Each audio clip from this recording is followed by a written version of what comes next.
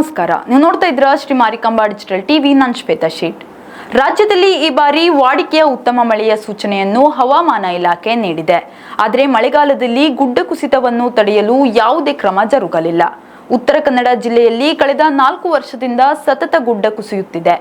439 ಪ್ರದೇಶಗಳಲ್ಲಿ ಗುಡ್ಡ ಕುಸಿಯುವ ಎಚ್ಚರಿಕೆ ಇದ್ದರೂ ಸರ್ಕಾರ ಮಾತ್ರ ಜಿಲ್ಲಾಡಳಿತ ನೀಡಿದ ಪ್ರಸ್ತಾವನೆಗೆ ಇದುವರೆಗೂ ಹಣ ಬಿಡುಗಡೆ ಮಾಡದೆ ನಿರ್ಲಕ್ಷ್ಯ ವಹಿಸಿದ್ದು ಮತ್ತೆ ಭೂಕುಸಿತದ ಆತಂಕ ತಂದೊಡ್ಡಿದೆ.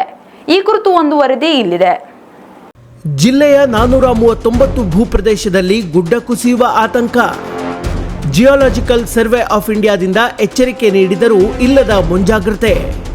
ಜಿಲ್ಲಾಡಳಿತ ನೀಡಿದ 100 ಕೋಟಿ ಪ್ರಸ್ತಾವನೆಗೆ ಇದುವರೆಗೂ ಸಿಗದ ಅನುದಾನ. ಭೂಕುಸಿತ ಪ್ರದೇಶದಲ್ಲಿ ನಡೆಯದ ಮುಂಜಾಗ್ರತಾ ಕಾಮಗಾರಿ. 19 ವರ್ಷಗಳಲ್ಲಿ ಜಿಲ್ಲೆಯಲ್ಲಿ ಭೂಕುಸಿತಕ್ಕೆ 36 ಬಲಿ.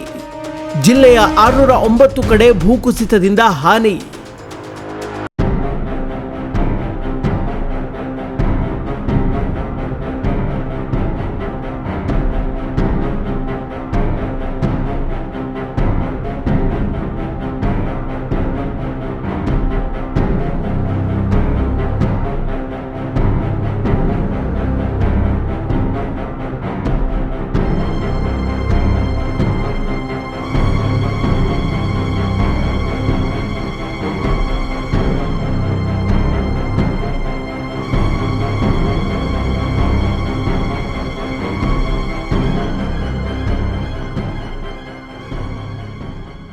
ಕಳೆದ 4 ವರ್ಷಗಳಿಂದ ಮಳೆಗಾಲ ಪ್ರಾರಂಭವಾದರೆ ಸಾಕು, ಉತ್ತರ ಕನ್ನಡ ಜಿಲ್ಲೆಯಲ್ಲಿ ನಿರಂತರ ಭೂಕುಸಿತ ನಡೆಯುತ್ತಲೇ ಇದೆ.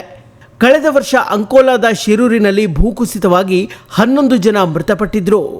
ಕಾರವಾರ, ಜೊಯ್ಡಾ, ಶಿರಸಿ, ಸಿದ್ದಾಪುರ, ಹೊನ್ನಾವರ, ಘಟ್ಟ ಭಾಗದಲ್ಲಿ ನಿರಂತರ ಭೂಕುಸಿತ ಸಂಭವಿಸುತ್ತಿದೆ. ಹೀಗಾಗಿ ಜಿಯೋಲಾಜಿಕಲ್ ಸರ್ವೆ ಆಫ್ ಇಂಡಿಯಾ ಜಿಲ್ಲೆಯ 439 ಪ್ರದೇಶಗಳಲ್ಲಿ ಮುಂಜಾಗ್ರತೆ ವಹಿಸುವಂತೆ ಎಚ್ಚರಿಕೆ ನೀಡಿತ್ತು. ಇದರ ಬೆನ್ನಲ್ಲೇ ಜಿಲ್ಲಾಡಳಿತ ಗುಡ್ಡ ಕುಸಿಯುವ 98 ಭಾಗಗಳನ್ನು ಗುರುತಿಸಿ ಅನುದಾನ ಬಿಡುಗಡೆಗೆ ಸರ್ಕಾರಕ್ಕೆ ಪ್ರಸ್ತಾವನೆ ಕಳುಹಿಸಿತ್ತು. ಖುದ್ದು ಮುಖ್ಯಮಂತ್ರಿಗಳೇ ಜಿಲ್ಲೆಗೆ ಆಗಮಿಸಿದಾಗ ಶೀಘ್ರದಲ್ಲಿ 100 ಕೋಟಿ ಬಿಡುಗಡೆಗೆ ಸೂಚನೆ ನೀಡಿದ್ರು. ಅಲ್ಲದೆ ಬಜೆಟ್ನಲ್ಲಿಯೂ ಗುಡ್ಡ ಕುಸಿತ ತಡೆಗೆ 200 ಕೋಟಿ ರೂಪಾಯಿ ಅನುದಾನ ಘೋಷಿಸಿದ್ರು. ಆದರೆ ಇದುವರೆಗೂ ಈ ಹಣ ಮಾತ್ರ ಬಿಡುಗಡೆ ಆಗಿಲ್ಲ. ಅಲ್ಲದೆ ಗುಡ್ಡ ಕುಸಿಯುವ ಭಾಗದಲ್ಲಿ ತೆಗೆದುಕೊಳ್ಳಬೇಕಾದ ಕ್ರಮ ಜರುಗಿಸಿಲ್ಲ. ಮತ್ತೆ ಮಳೆಗಾಲದಲ್ಲಿ ಭೂಕುಸಿಯುವ ಆತಂಕ ಇದ್ದು ಹಣ ಬಿಡುಗಡೆಗಾಗಿ ಕಾಯುತ್ತಿರುವುದಾಗಿ ಜಿಲ್ಲಾಡಳಿತ ಹೇಳ್ತಾ ಇದೆ. ಇನ್ನು 19 ವರ್ಷಗಳಲ್ಲಿ ಪಶ್ಚಿಮ ಘಟ್ಟ ಭಾಗದ ಜಿಲ್ಲೆಯಲ್ಲಿ 1403 ಭಾಗಗಳಲ್ಲಿ ಭೂಕುಸಿತವಾಗಿದೆ. 98 ಜನ ಭೂಕುಸಿತದಲ್ಲಿ ಪ್ರಾಣ ಕಳೆದುಕೊಂಡಿದ್ದಾರೆ. ಇನ್ನು ಉತ್ತರ ಕನ್ನಡ ಜಿಲ್ಲೆಯಲ್ಲಿ 609 ಕಡೆ ಗುಡ್ಡ ಕುಸಿತವಾಗಿದೆ.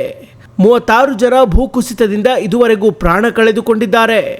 ಪಶ್ಚಿಮ ಘಟ್ಟ ಭಾಗದಲ್ಲಿ ಜಿಲ್ಲಾಡಳಿತ 98 ಕಡೆ ಭೂಕುಸಿತ ಭಾಗದಲ್ಲಿ ಮುಂಜಾಗ್ರತಾ ಕಾಮಗಾರಿಯು ಜೂನ್ ಒಳಗೆ ಆಗಬೇಕಿದ್ದು, ನ್ಯಾಷನಲ್ ಹೈವೇ ಭಾಗದ 90 ಪ್ರದೇಶಗಳಲ್ಲಿ ತಕ್ಷಣದಲ್ಲೇ ಕಾಮಗಾರಿ ಆಗಬೇಕಿದೆ. ಇದಲ್ಲದೆ ಶಿರೂರು ಭೂಕುಸಿತ ಪ್ರದೇಶದಲ್ಲಿನ ಗಂಗಾವಳಿ ನದಿಯಲ್ಲಿ ಬಿದ್ದ ಮಣ್ಣನ್ನು ಕೂಡ ತೆರವು ಮಾಡಬೇಕಿದೆ. ಆದರೆ ಇದ್ಯಾವುದೂ ಈವರೆಗೂ ನಡೆದಿಲ್ಲ. ಇನ್ನು ಶಿರೂರಿನ ಗಂಗಾವಳಿ ನದಿಯಲ್ಲಿನ ಮಣ್ಣನ್ನು 28 ದಿನಗಳಲ್ಲಿ ತೆಗೆಯಲಾಗುತ್ತದೆ. ಇದಕ್ಕಾಗಿ NHAA ಅವರೊಂದಿಗೆ ಸಭೆ ನಡೆಸಿದ್ದು ಕಾಸ್ಟ್ ಶೇರಿಂಗ್ ಮುಖಾಂತರ ಮಣ್ಣನ್ನು 28 ದಿನದಲ್ಲಿ ತೆರವುಗೊಳಿಸುವುದಾಗಿ ಜಿಲ್ಲಾಧಿಕಾರಿ ತಿಳಿಸಿದ್ದಾರೆ. ಈಗಾಗಲೇ ಸರ್ವೆ ಕಾರ್ಯ ಕೂಡ ನಡೀತಾ ಇದೆ ಎಂದಿದ್ದಾರೆ. ಜಿಲ್ಲೆಯಲ್ಲಿ ಹಲವು ಭಾಗಗಳಲ್ಲಿ ಅತಿ ಸೂಕ್ಷ್ಮ ಭೂಕುಸಿತ ಪ್ರದೇಶವಿದೆ. ಮಳೆಗಾಲದಲ್ಲಿ ಅಲ್ಲದೆ ಬೇಸಿಗೆಯಲ್ಲೂ ಭೂಕುಸಿತ ಸಂಭವಿಸಿದೆ. ಹೀಗಿದ್ದರೂ ಸರ್ಕಾರ ಹಣ ಬಿಡುಗಡೆಗೆ ಮೀನಾಮೇಷ ಎಣಿಸುತ್ತಿದೆ.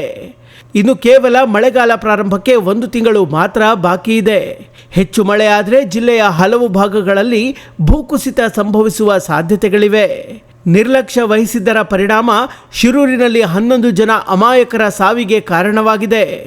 ಈ ಬಾರಿಯಾದರೂ ಭೂಕುಸಿತ ಪ್ರದೇಶದಲ್ಲಿ ಮುಂಜಾಗ್ರತಾ ಕ್ರಮ ವಹಿಸಿ ಆಗುವ ಅನಾಹುತ ತಡೆಯಲಿದೆಯೇ ಎಂಬುದನ್ನು ಕಾದು ನೋಡಬೇಕಿದೆ.